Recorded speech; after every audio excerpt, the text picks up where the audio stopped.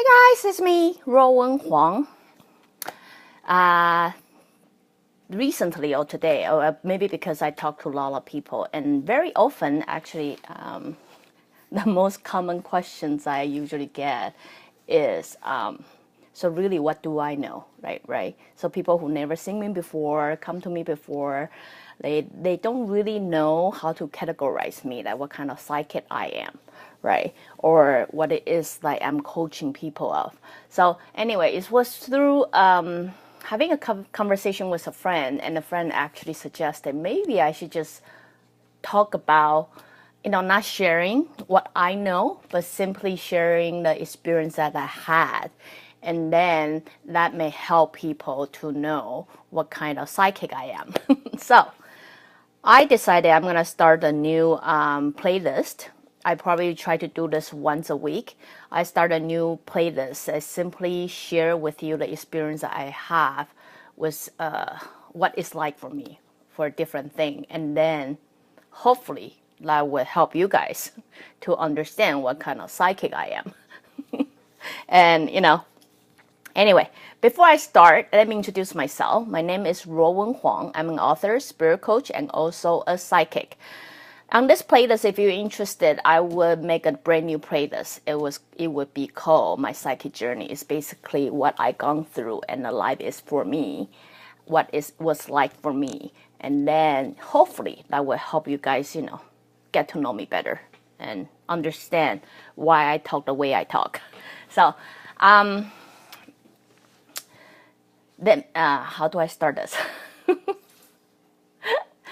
Many people, because I share so much about how to live a life, how to focus your self-value and things like that. I mean, many people have this perception of me believing, I probably just somehow glanced through some kind of book about New Age book or some self-help book or, get into some self-motivated person speaker or something. That's why, I got into this and then start talking about this whole crazy self-help, so you pick your parents and whatever theory. The truth is, I did not. My life is totally, how do you working backwards, forward? I don't know how you call it. The way my higher spirit coach me or teach me is basically throw me a lot of dot, throw you a lot of dot. And then that is very, one is very different from another.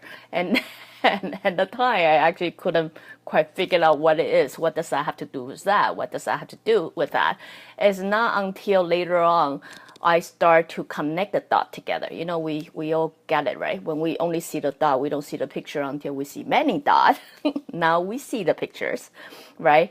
That's when I start to get into this whole totally scientist mode or experiment mode. Try to use all the dot I will throw upon to see how I can apply into life and how I can connect to one another.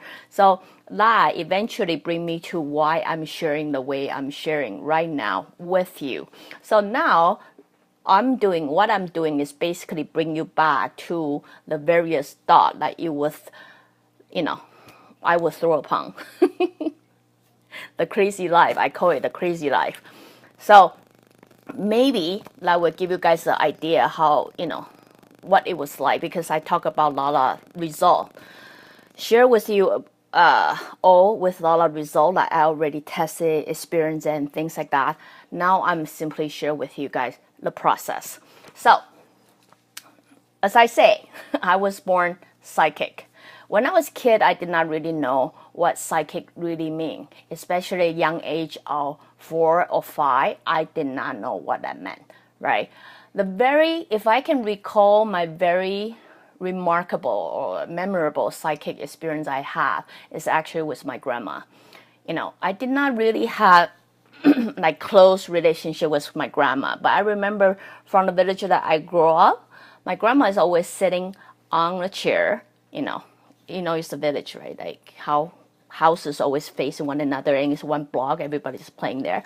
My grandma is always sitting on the chair, and then she cannot move, cannot really, go anywhere. What she would do is basically watching all the kids playing down the street, right?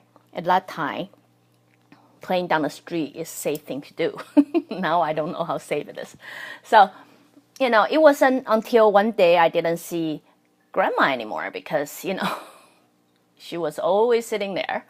And then I did not see grandma anymore. And then people say she died or something. I don't know. I don't think people say anything to a 4 or 5 years old kid. Because the only thing I know is we are so-called funeral. We are in a funeral for my grandma. And then that's the very first time I think I was introducing the concept of death. Like, we no longer can see them and all that. Okay, understand the funeral in Taiwan and funeral in Western country are very different. Funeral in Taiwan is very loud. It's never quiet. People do a nice speech. It's usually family get together. They have the ceremony of crying. We have to cry. And then there are, preach, like chanting. It's noisy. All I can say is noisy.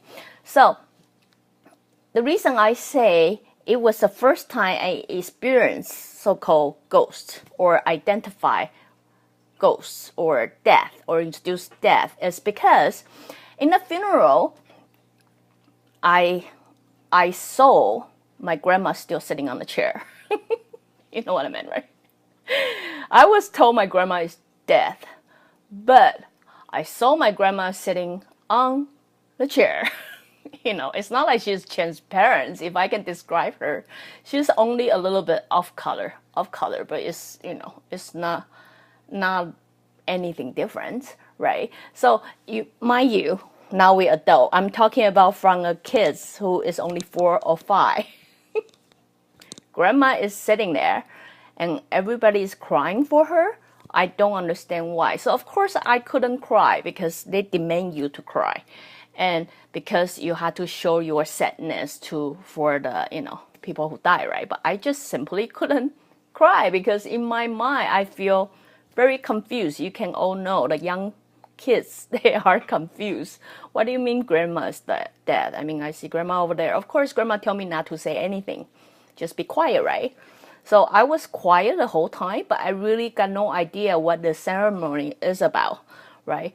But sure enough, it go to a little bit later, I realized not everybody can see it because to a point I tried to point it out to my mom, say, why is everybody crying? Like, grandma is there. Like, I don't understand.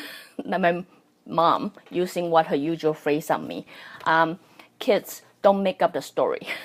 Don't make up the story. So, so sure enough, that's what I eventually realized nobody can see her, and which I don't understand. I didn't understand why either. So anyway, that, if you ask me right now, that's pretty much the earliest memory I can trace myself back to my psychic journey, right? Ever since then, I always see things. But you know how it's like, mind you, if you have a kid sensitive, happen to be about 4 or 5 years old, they point out somewhere and say there's somebody there, or there's someone sitting under the, light or something like that. That's what happened to me, basically. People right away accuse I lie. But the truth is I did not lie. I just couldn't, in the mind of 4 or 5 years, you couldn't identify what it is. You couldn't identify what it is that you see or what it is you did not see. So it got to a point I become very quiet kid. Quiet kid because I don't know exactly what people see and what people don't see. Exactly what I can say or what I cannot say, right? So I start to have a habit of touching. If I can touch it, then, then I can share it with people like it was real.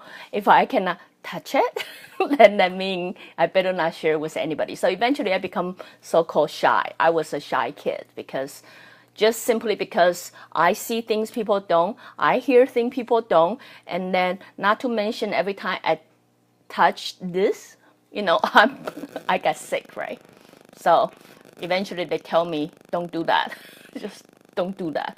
But mind you, my childhood was hard to begin with because, not only I was sick all the time, a lot of time people accuse me lying because I cannot share with anyone about things I see, right?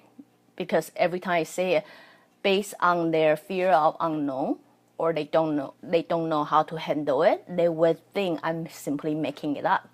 The truth is, I did not know what to do either.